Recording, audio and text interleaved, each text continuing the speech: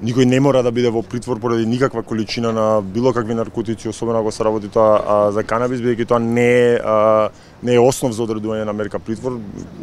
Редовно сте во судските постапки и знаете кои три основи се за одредување на мерка притвор. Сметам дека одлуката на Основен суд Скопје 1 Скопје е плод на една ригидна политика која што водат органите на прогодот кон уживателите на канабис.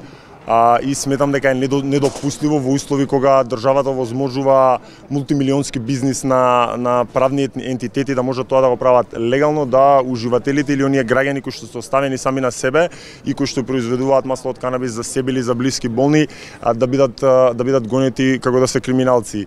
Од Сдруженијето максимално во наредниот предновогодишен период ќе работиме на и веќе работиме на законски измени во тој дел, бидејќи сметаме дека е прво недопустиво да се криминализираат уживателите, второ државата инвестира голем број на средства за, ајде да го наречеме, ситен криминал. За илустрација ви да направите едно вештачење на една цигара со канабис, која може да има и пола грам канабис, тоа го чини Министерството за внатрешни работи пари. Цел прогон, цела постапка чини, се ангажира јавен обвинител, се ангажира судија, а кои се резултатите дискутабилно. Така да во таа насока даваме максимална поддршка.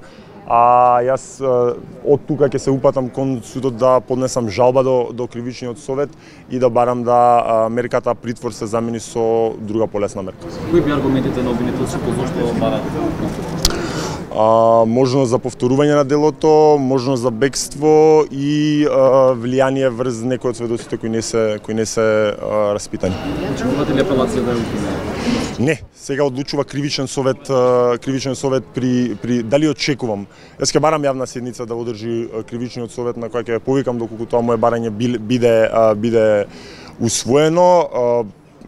Јас сметам дека аргументите се на наша страна, меѓутоа праксата на жал не ми остава многу простор за оптимизам, ајде така да го поставам. Само да прашам, дали би им дозволиле на вашите деца конзумација на наркотични средства? Прво, наркотични средства е многу широк поим. Конзумирање на џоинт. Не гледам зашто би им забранил. Би било добро?